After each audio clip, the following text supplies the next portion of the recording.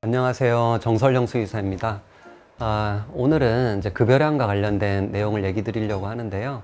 여러분들이 이제 반려동물을 키우실 때 처음에 이제 가장 궁금해하는 것이 도대체 이 아이한테 밥을 얼마나 줘야 하는가, 이게 아닌가 싶습니다.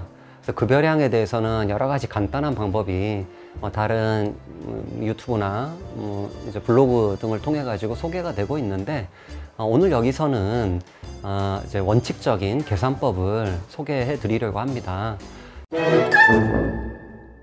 그리고 이제 반려동물의 생애 주기나 생활 환경에 따라 계산법이 약간 달라지기도 하는데, 여기서는 시간 관계상 성경과 성묘에 대해서만 한정 짓도록 하겠습니다. 그리고 오늘 하는 내용이 이제 처음 접하시는 분들 입장에서는 다소 어려울 수가 있는데요. 그런 분들은 우선 원칙적인 급여량 계산법이 대략적으로 어떻게 진행되는지 어느 정도 이해하시는 시간으로 이제 보셔도 되겠습니다. 그래서 우선 이제 급여량을 계산하기 위해서 필요한 것은 반려동물의 체중, 그리고 음식이 가진 에너지, 즉 음식의 칼로리로 이제 두 가지가 반드시 필요합니다. 급여량을 계산할 때 가장 먼저 산출해야 하는 것은 휴지기 에너지 요구량입니다. 영어로는 Resting Energy Requirement, 줄여서는 이제 RER이라고도 표현합니다. 그리고 이게 에너지 요구량이기 때문에 단위는 킬로칼로리를 사용합니다. 휴지기 에너지 요구량은 반려동물이 하루 동안 가만히 숨만 쉬고 있을 때, 그러니까 심장 뛰고 숨 쉬는 데 사용되는 에너지 요구량으로 다른 말로 일일 기초 대사량이라고도 할 수 있습니다. 이 기초 대사량을 먼저 계산한 후에 동물의 운동량, 생애 단계, 그리고 중성화 여부, 그리고 임신기인지 또는 이제 젖을 주는 어떤 그런 단계인지, 외기 온도, 추울 때도 있고 더울 때도 있으니까 이런 여러 가지 다른 상황들에 따라서 어떤 특정 상수를 곱해서 최종적인 급여량을 산출하는 것이 원칙입니다. 이렇게 최종적으로 산출된 급여량을 일일 에너지 요구량이라고 합니다. 계산 방식을 보면 우선 개의 경우 70 곱하기 몸무게, 그러니까 킬로그램의 0.75승이고, 고양이의 경우는 70 곱하기 몸무게, 이제 킬로그램의 0.67승인데, 이제 개에서의 공식과 고양이에서의 공식을 구분하는 건 별 큰 차이를 이제 나타내고 있지 않기 때문에 개에서의 공식과 고양이에서의 공식을 동일하게 이제 두기도 합니다. 왜냐하면 이제 개체 차이 때문에 좀 보정해야 될 필요도 있는 거거든요. 그래서 어찌됐든 개와 고양이에서 모두에서 70 곱하기 몸무게 킬로그램의 0.75승을 이제 적용하는 것, 이게 이제 일일 휴지기 에너지 요구량, 숨만 쉴 때 필요한 에너지 요구량이라고 할 수 있습니다. 그러니까 단위는 이제 킬로칼로리가 되겠고요. 예를 들어 체중 4kg짜리 반려동물의 경우 휴지기 에너지 요구량은 얼마일까? 위에 얘기한 공식에 대입해보면, 그러니까 RER, 휴지기 에너지 요구량은 70 곱하기 이제 몸무게가 4니까 4의 0.75승, 단위는 킬로칼로리가 되겠죠. 그래서 4의 0.75승은 2.8284 얼마로 나오게 되겠고, 여기다가 이제 70을 곱하면 약 198이 나옵니다. 이제 에너지 요구량이니까 아까 이야기한 대로 단위는 킬로칼로리이기 때문에 198 킬로칼로리가 이 4kg짜리 강아지가 이제 숨 쉬는 데 필요한 에너지 요구량이 되겠죠. 즉 다시 또 풀어서 다시 얘기를 드리면은 RER, 휴지기 에너지 요구량은 70 곱하기 4의 0.75승인 2.8284 어느 정도 해서 198이 나오는 것이고, 즉 체중 4kg짜리 반려동물이 숨 쉬는 데 필요한 휴지기 에너지 요구량은 약 200kcal가 나온다는 것이고, 다른 말로 개든 고양이든 가만히 숨만 쉬고 있으면 하루에 약 200kcal의 에너지를 소모한다는 뜻입니다. 그런데 얘들 반려동물이 숨만 쉬는 게 아니잖아요. 움직이고 있죠. 그래서 가만히 하루 종일 누워있을 때 필요한 200kcal보다 얘들이 움직이기 때문에 에너지 요구량이 좀 더 높아지겠죠. 그래서 여기에 어떤 숫자를 곱해주게 됩니다. 예를 들어 중성화된 성견의 경우에는 위에서 계산된 일일 휴지기 에너지 요구량에 1.6을 이제 곱해주게 되고, 실내 생활하는 중성화된 성묘의 경우에는 1.2를 곱해주게 됩니다. 이렇게 이제 나온 결과 값을 아까 말씀드린 대로 일일 에너지 요구량이라고 하고, 영어로는 Daily Energy Requirement라고 약자로 이제 DER이라고도 얘기를 합니다. 그러니까 단위는 마찬가지로 이제 에너지 요구량이니까 킬로칼로리를 쓰게 됩니다. 즉 반려견에서의 DER, 일일 에너지 요구량은 RER 곱하기 1.6이 되고, 반려묘에서의 DER, 일일 에너지 요구량은 RER, 그러니까 휴직의 에너지 요구량의 1.2를 곱한 값이 되는 것입니다. 체중 4kg짜리 반려견 200kcal는 숨 쉬는데 필요한 거. 근데 거기 얘가 이제 움직이니까 1.6을 곱해주면은 320kcal가 나오게 되겠죠. 그래서 체중 4kg짜리 반려견 내 하루 필요한 에너지 요구량은 320kcal가 되고요. 그리고 이제 고양이의 경우는 1.2를 곱해주니까 결과치가 240이 나오게 되죠.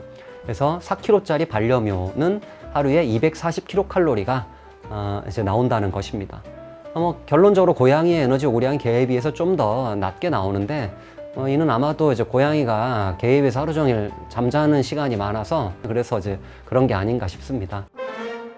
다른 예를 들어보면 체중 7kg짜리 중성화된 성견을 보겠습니다. 이 경우에는 우선 이제 휴직이 에너지 요구량은 RER부터 먼저 이제 하는 거죠. 70 곱하기 7의 0.75승 해서 301이 나오는데, 그냥 300이라고 하고, 여기 이제 중성화된 성견이니까 아까처럼 1.6을 곱해주면 480이 나오겠죠. 그래서 이제 480kcal가 이 7kg짜리 성견이 하루에 필요한 일일 에너지 요구량이 되겠죠. 만약에 100g에 480kcal의 에너지를 함유한 건사료를 급여한다면 하루에 100g을 주면 되겠죠. 100g 안에 480이 이미 다 들어가 있으니까.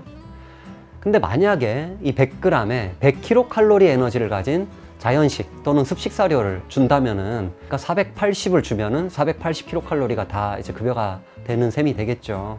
그래서 이제 건사료는 수분 함량이 낮으니까 g당 kcal가 높고, 자연식 또는 이제 습식 사료 같은 경우에는 그 안에 물이 많이 들어가 있잖아요. 그렇기 때문에 g당 kcal가 건사료에 비해서 많이 낮기 때문에 이렇게 이제 습식 사료와 건사료의 경우 같은 kcal를 준다고 하더라도 급여량에서는 굉장히 많은 차이가 있을 수 있습니다. 그래서 다른 예시로 체중 5kg짜리인 성견이 1kg에 3,700kcal가 들어있는 건사료를 급여한다. 대부분의 시중에 판매되는 게 1kg에 3,700kcal 정도 들어있거든요. 자, 그럼 하루 급여량은 얼마가 나올까? 자, 우선 체중 5kg짜리 성견이 숨 쉬는데 필요한 에너지, 이제 RER이 70 곱하기 5의 0.75승이니까 234가 나오게 됩니다.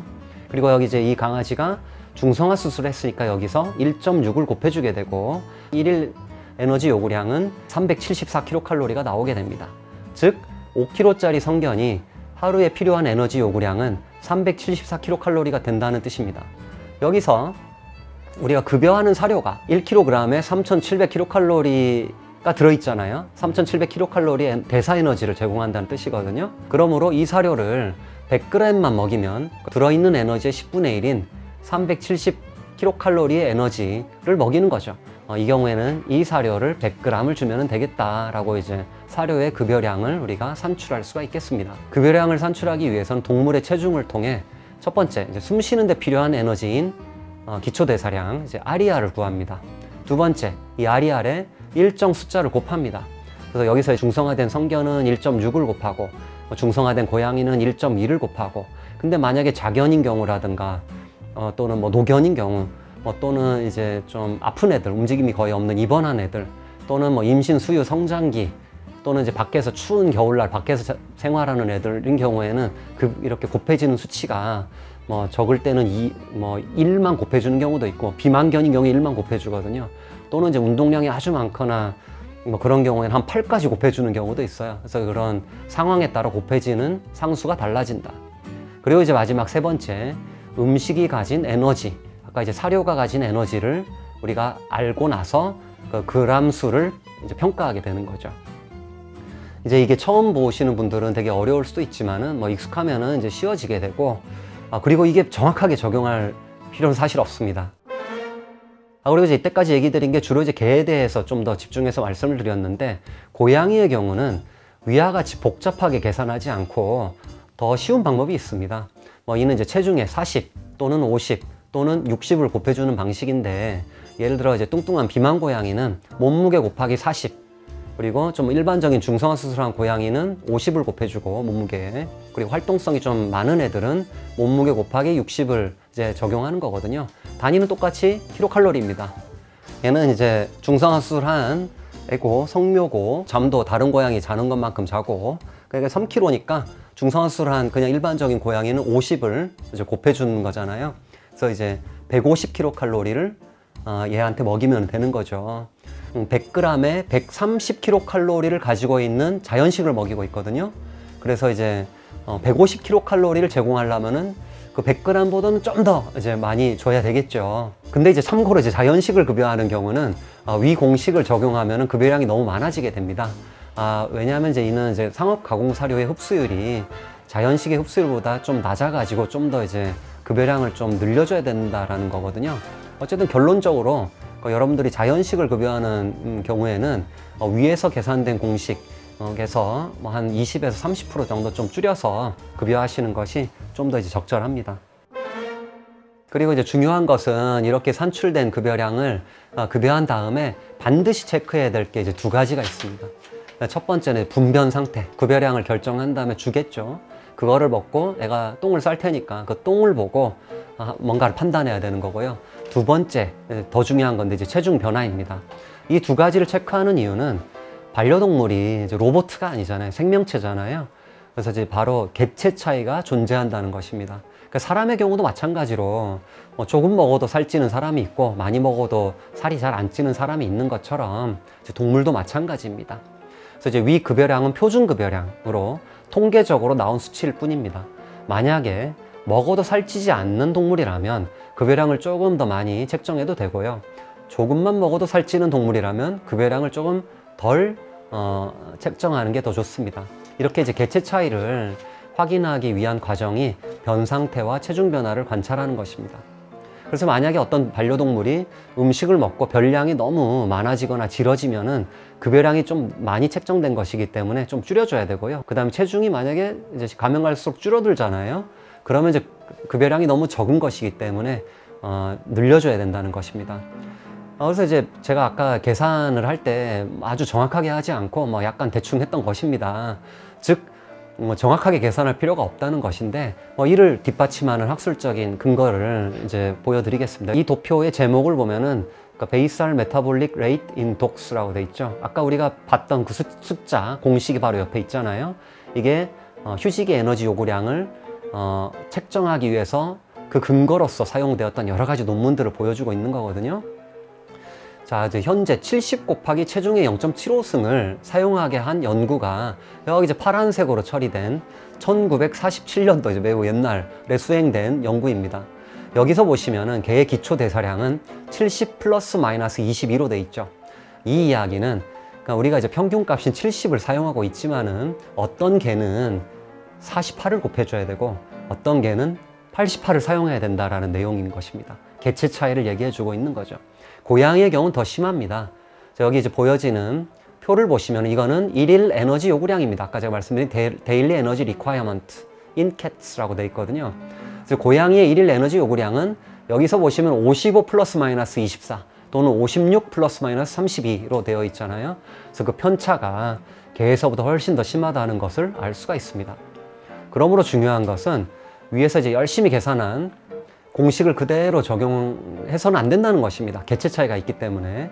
그래서 이제 위에서 계산된 공식은 평균에 따른 표준 수치이므로 우선 이 공식대로 급여하고 그리고 이후에 변 상태와 체중 변화를 관찰하여 급여량을 여러분들께서 그 아이에 맞게 조절해 주는 것이 매우 중요합니다.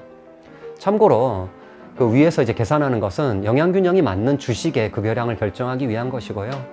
보통 주식 말고도 여러분들이 이제 간식도 추가적으로 제공하시잖아요. 간식의 급여량은 1일 에너지 요구량의 10% 이내로 주시면 됩니다. 예를 들어 4kg짜리 석류의 경우에는 4, 5, 20이니까 200kcal가 필요하잖아요. 그래서 간식은 그 10%인 20kcal 이내로 주시면 괜찮습니다. 그래서 이제 오늘 말씀드린 내용을 요약하자면 첫 번째는 이제 반려동물의 체중과 음식의 에너지가 두 개를 알면은 급여량을 우리가 공식에 넣어 계산할 수가 있다. 두 번째, 이렇게 계산된 급여량대로 우선 급여합니다. 그리고 세 번째, 반려동물의 변 상태와 체중 변화를 관찰하여 이렇게 이제 계산된 급여량을 조금씩 조절해야 된다는 겁니다. 그리고 네 번째, 여러분들이 이제 간식을 주겠는데 간식은 일일 에너지 요구량의 10% 이내로만 급여하는 것이 좋습니다.